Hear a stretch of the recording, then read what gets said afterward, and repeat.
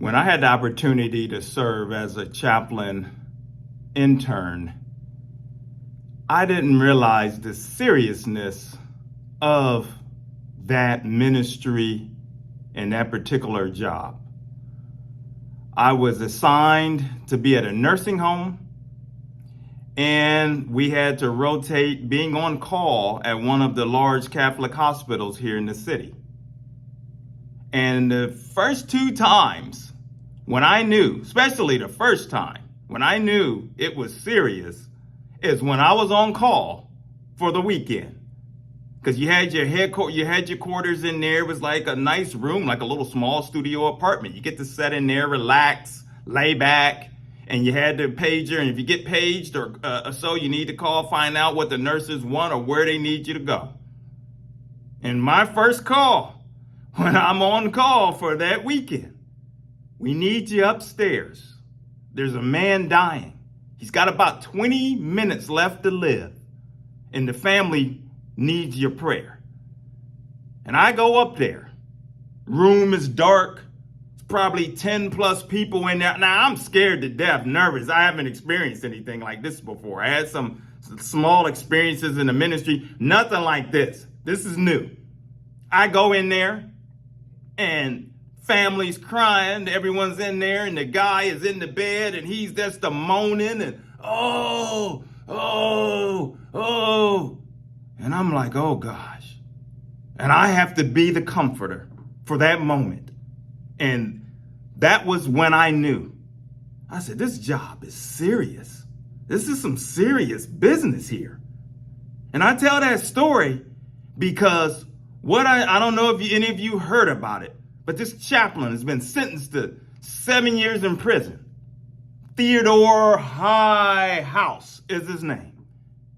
This chaplain that wears the banner of Christianity and was supposed to be serving the Lord, but he's in prison, in a prison system, messing with these women.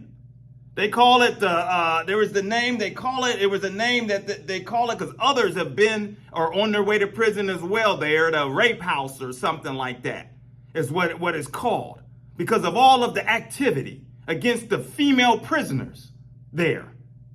And I said, this guy, you want to talk about bringing shame to the name of the Lord in the highest form? Here you are when people are at their lowest point, many of them. Some of these people, you go to prison, some of them, not everyone that goes to prison is bad. They've made some horrible mistakes, bad decisions, some of them. Some of it is drug related, some of it's whatever, for whatever reason. And now we separate them from the psychopaths and the ones that are just outright crazy to where they need to be in there and they have no remorse, no feelings, no nothing. No, we're talking about people that's made some mistakes, trying to get their lives together. And whatever it is, and they're seeking guidance because that's what a chaplain does.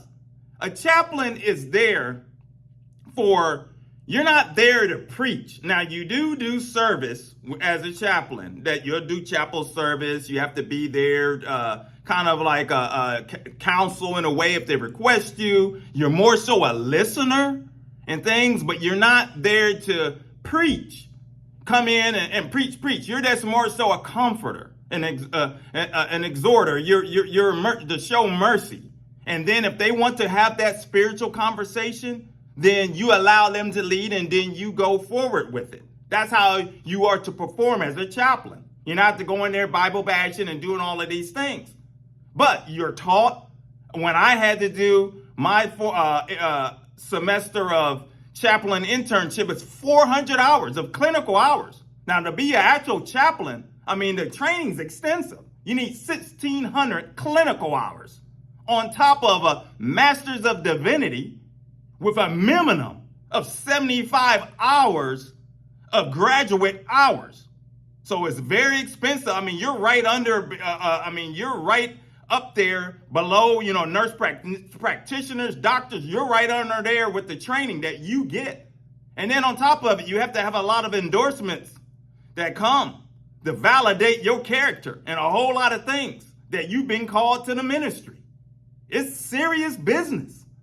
And this guy, Theodore Highhouse, where he has destroyed souls within the prison system. And it's a shame, because I want to read what one of the women that he took advantage of said. Let me read it. Let me find it. I got the laptop here. I don't know how to put it up on the screen like that for you guys yet. I'm still a whole lot of learning curves on stuff like that. But it says, let's see, when you get here, yeah, there's a warden that's being sentenced. This one woman said she cried herself to sleep. She's hopeless. But let me get to the part about the church stuff. She said, he took my ability to sleep at night, and it took my ability to trust in the church, the inmate wrote in the victim impact statement. She said, I would never go back to church. I'm constantly on alert. He played on my vulnerability and took advantage of me. I have nightmares.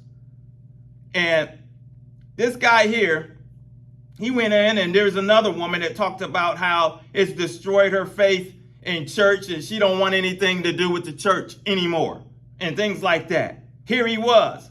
They came in for counsel, because as a chaplain, you're the counsel, spiritual guidance, comfort. And here he was, a veteran, served in the military, and used that as well to try to take advantage, basically, coercing and talking, comments made some women uncomfortable. And fortunately, they steered clear of him. But he sat here in this toxic prison where others, I think there's a warden, a former warden, Ray Garcia, is arraigned Wednesday and charged with he's 7 counts with 3 victims. He's pleaded not guilty. He's scheduled to go in trial in November. A food service foreman is on their way there. I can expect the corruption coming from those within the world. None of us are perfect. Yes, pastors, preachers, Christians all fall. But at that level, at this point, when people are sitting up there in prison, at this time, when you're sitting there trying to maybe figure out direction in life and learn from your mistake and maybe have trust in the Lord, because a lot of times at that lowest point, that's when people find the Lord. And here you have a chaplain, somebody in the name of the Lord, taking advantage, raping women, utilizing, sexualizing, messing with these women. Shame on him. And the Lord's going to deal with him harshly. He's got his time coming. The Lord, I pray that he falls on his face and fully repents. But he's on his way to prison. And this makes another point. These false preachers that are on YouTube, false preachers that's got buildings, false, prophets, prophetesses, all of these messengers that we continue to talk about, they take advantage of people, many of them at their low points in life. Many of them that are seeking direction, don't know what to do, down, distraught, just wondering about life in general. And they come across a little channel where it's a whole lot of lolly-dolly-da, screaming, jumping up and down, and all of this seems so great.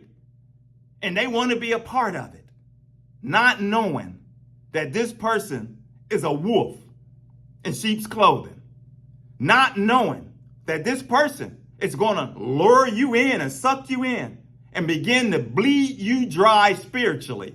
And you're going to come out worse than what you did before you went in. And that's the danger that's going on right now.